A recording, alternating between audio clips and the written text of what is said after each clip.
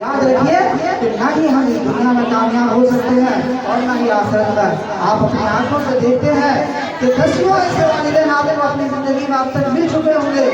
جو ان کے پاس مال و دولت کی کمی نہیں، ان کے پاس گھر بار کی کمی نہیں، ان کے پاس زمین جائیداد کی کمی نہیں، لیکن اگر کسی چیز کا رونا ہے، اگر کسی چیز کی دلی تکلیف ہے اور دلی درد ہے جو وہ بیان بھی نہیں کر سکتے، اور اگر بیان کرتے ہیں تو ایسی تکلیف کو بیان کر سکتے، بیان کرتے ہیں جس کا کوئی اندازہ نہیں۔ میرے پاس سینکڑوں واقعات آتے رہتے ہیں اور ایسے لوگوں سے ملاقات ہوتی رہتی ہے جنہوں نے دل کا ٹکڑا بیان کیا کہ حضرت میرے پاس اللہ نے دولت کی کمی نہیں دی، میرے پاس جائیداد کی کمی نہیں دی، میرے پاس گھر بار کی کمی نہیں دی، میرے پاس اللہ تعالیٰ نے دنیاوی نعمتوں کی کمی نہیں دی، اگر کمی دی ہے تو صرف اور صرف یہ کہ میری اولاد جو ہے وہ فرما بردار نہیں، میری اولاد تعلیم یافتہ نہیں، میری اولاد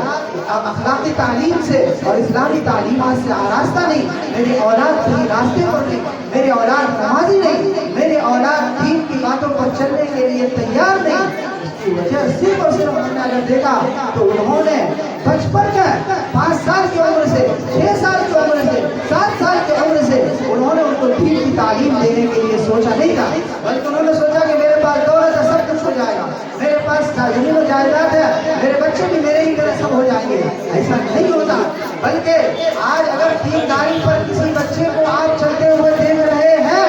اگر آپ کسی بچے کو اخلاق اور دینی تعلیم پر، دینی تعلیم سے آراستہ دیکھ رہے ہیں تو وہ صرف اور صرف ان کے ماں باپ کی قربانیوں کی بنیاد ہی پر ایسا ہے۔ دنیاوی تعلیم حاصل کروا لینا بہت آسان ہے، اسکولوں میں تعلیم دلوا لینا بہت آسان ہے، کیونکہ وہاں پر دنیا کی وہ تمام خواہشوں پر عمل ہوتا ہے جو شیطان چاہتا ہے، وہاں پر ڈانس بھی کروایا جاتا ہے، وہاں پر گانے بھی گوائے جاتے ہیں، وہاں پر ساری طرح کے وہ خرافات ہوتے ہیں۔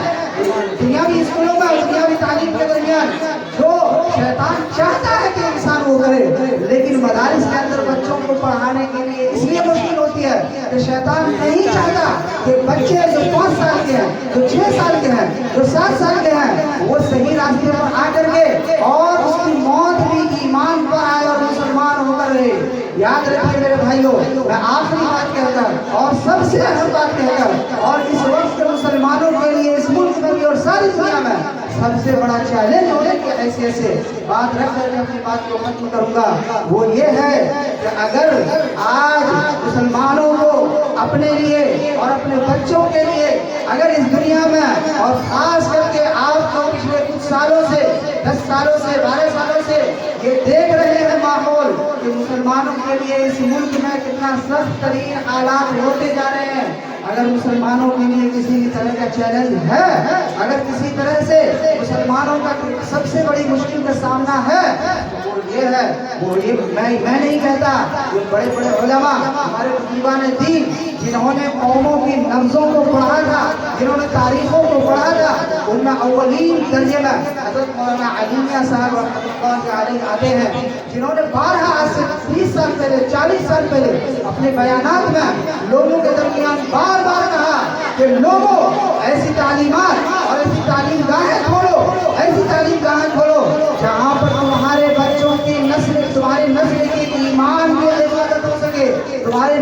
اپنے نسلوں کی ایمان کی حفاظت کر سکو، ورنہ وہ دن آنے والا ہے تو تم سے تمہاری مسجدیں چھینی جائیں گی، تم سے تمہارے ادارے چھینے جائیں گے، تم سے تمہاری زمینیں چھینی جائیں گی، اور یہی نہیں بلکہ تمہارے بچوں سے ایسی تعلیم گاہیں تیار کی جائیں گی، ایسا نصاب تعلیم تیار کیا جائے گا کہ بچے تو تمہارے ہوں گے لیکن ان کا ایمان اس کے اندر نہیں ہوگا، ان کے اندر ایمان باقی نہیں ہوگا، بچے تو تمہارے ہوں گے لیکن وہ اصل میں ہندوانہ اور مشرکانہ عقائد کو اپنے دلوں میں لیے ہوئے ہوں گے۔ حضرت کہتے تھے کہ یاد رکھو، اور ایسے لوگوں کو تاکید کرتے تھے جو لوگ مدارس کو چندہ دیا کرتے تھے، ان لوگوں کو تاکید کرتے تھے کہ اگر آپ کے پاس ایک شخص مدرسے کے لیے آتا ہے چندہ لینے کے لیے، اور ایک شخص وہ آتا ہے جو اسلامک اسکول چلاتا ہو، ایسا مدرسہ چلاتا ہو جہاں دنیاوی تعلیم بھی ہو اور دینی تعلیم بھی ہو، تو آپ اس ادارے کو چندہ دو، جو مدرسے ادارے کو چندہ دو جو دنیاوی تعلیم حاصل کرواتا ہو اور ساتھ میں دینی تعلیم حاصل کرتا ہو،